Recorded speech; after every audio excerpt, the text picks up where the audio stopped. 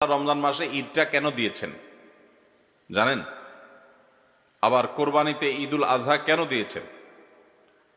এই দুই ঈদ আল্লাহ তাআলা দিয়েছেন মূলত দুটি ইবাদতের সিজনকে কেন্দ্র করে।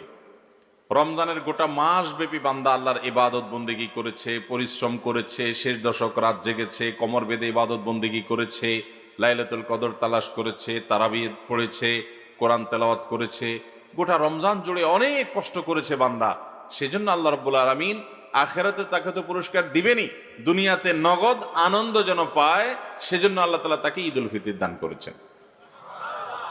আবার জিলহজ মাসের 1 থেকে 10 তারিখ পর্যন্ত, জিলহজ মাসের প্রথম 10 দিন, এগুলো হলো ইবাদতের দ্বিতীয় বৃহত্তর মৌসুম। ইবাদতের সবচেয়ে বড় মৌসুম হলো রমজান মাস, ইবাদতের দ্বিতীয় বড় মৌসুম হলো জিলহজের প্রথম দশক।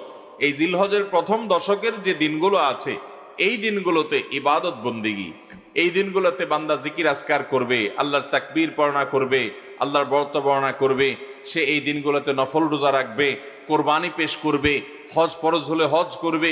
তাহলে জিলহজের প্রথম দশকও ইবাদতের দশক, ইবাদতের দিন, ইবাদতের মৌসুম। এটা সেই মৌসুমে ইবাদত বন্দেগী বান্দা করে, যার যার সাধ্য অনুযায়ী কষ্ট করে। সেজন্য আল্লাহ তাআলা তাকে আখিরাতে তো পুরস্কার দিবেনই, দুনিয়াতে নগদ পুরস্কার হিসাবে আল্লাহ তাআলা তাকে দিবেন হলো ঈদুল আজহা। তাহলে এই দুই ঈদ মূলত ইবাদত গুজারদের জন্য। আল্লাহ তাআলার যারা হুকুম পালন করেছে, আল্লাহর বন্দেগী করেছে, ইবাদত বন্দেগী করেছে যারা, তাদের জন্য হলো ঈদুল ফিতর এবং ঈদুল আজহা।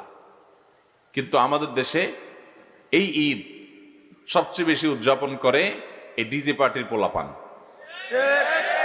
এদের হাবভাব দেখে মনে হয় ঈদ এদের জন্য আসছে।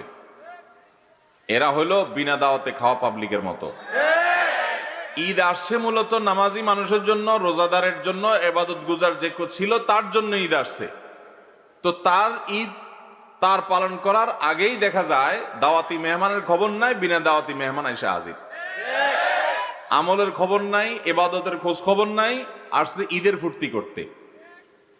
যারা রমজান ভর ইবাদত করে নাই, জিলহজের প্রথম দশক্ষণ ইবাদতের ধারে কাছে যায় নাই, তাদের আবার কিসের ঈদ? এই তো তাদের জন্য না। এরা হলো বিনা দাওয়াতে মেহমানের মতো, মূল মেহমানের আগে আগে তারা চেয়ারে বসে আছে। আল্লাহ তাআলা আমাদের যুব সমাজকে হেদায়েত দান করুন। মনে রাখবেন, আমাদের এই দেশে কয়েকটা বর্বর এবং অসভ্য সংস্কৃতি দিন দিন প্রতিষ্ঠিত হয়ে যাচ্ছে। এর মধ্যে একটা হলো এই ডিজে পার্টি, ব্যান্ড পার্টি।